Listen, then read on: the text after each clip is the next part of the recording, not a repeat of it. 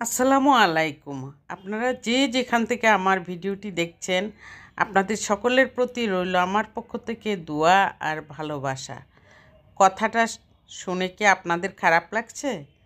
আসলে আপনাদেরকে কি বলে আমি সম্বোধন করব, সেই চিন্তা করেই কিন্তু আমি বলে থাকি। আর সেটাই আমার ভাষা।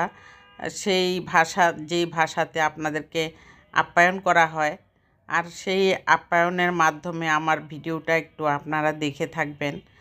সেই জন্যই কিন্তু আমি আপনাদের সামনে আমার ভিডিওটা তুলে ধরেছি। একটা বিয়ে খেতে গিয়েছি, সেই বিয়েতে আমি মা হয়েছি, আমি আমার হাজব্যান্ড নতুন বাবা হয়েছে।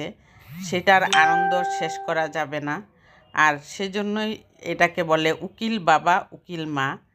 এই যে মেয়েটা, এই মেয়েটা আমাদের মেয়ে হয়ে গেছে এখন। আর এই বিয়েটা দুপুরবেলা ছিল।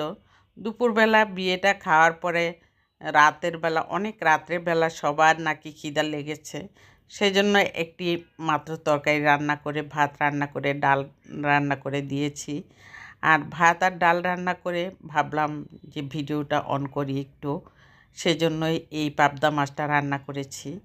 আলু দিয়ে, টমেটো দিয়ে, মটরশুঁটি দিয়ে পাবদা মাছটা বেশ ভালো লেগেছে।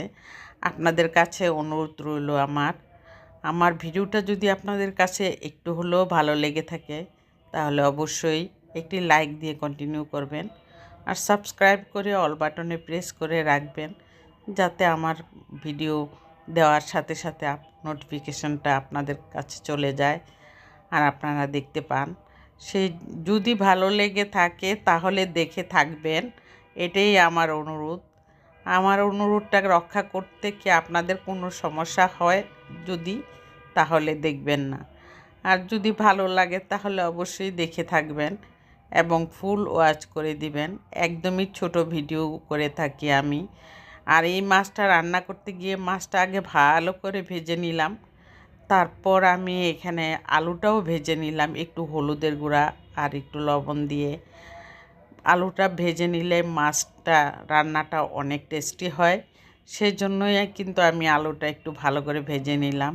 তারপরে কড়াইতে, ওই একই কড়াইতে আমি আলুটা নামিয়ে বসিয়ে দিলাম। পেঁয়াজ দিয়ে আর একটু তেল দিয়ে ভাজা ভাজা করে নিলাম। তারপরে সব মশলা দিয়ে, হলুদের গুঁড়া, মরিচের গুঁড়া, ধনিয়ার গুঁড়া, ভাজা জিরের গুঁড়া দিয়ে আমি এখানে একটু কষিয়ে তারপরে আলুটাও কষিয়ে নিলাম। কষিয়ে যেইটুকু পানি আমি দিয়েছি, আর এইটুকু পানির মধ্যে এখন আমি আস্তে করে মাছগুলি ছেড়ে দিব।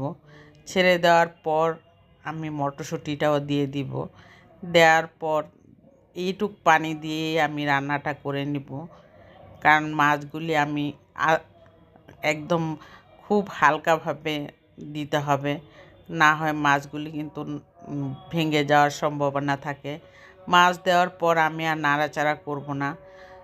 উপরে উপরে দিয়ে তারপরে হালকা করে একটু নাড়া দিয়ে তারপরে হাঁড়িটা ধরে একটু নাড়িয়ে দিব। এভাবেই আমার রান্নাটা শেষ করে নিলাম। তারপর দেখুন আমার রান্নাটা কত সুন্দর হয়েছে। আপনাদের দেখতে কেমন লেগেছে তরকারিটা, সেটা কমেন্টে জানাবেন। আর নতুন মেয়ে এবং আমার মেয়ের জামাইকে কেমন লেগেছে সেটাও কমেন্টে জানাবেন। খুব ভালো দিনটা কেটে গেল আজকের দিনটা, সেটাই আপনাদের সামনে তুলে ধরলাম।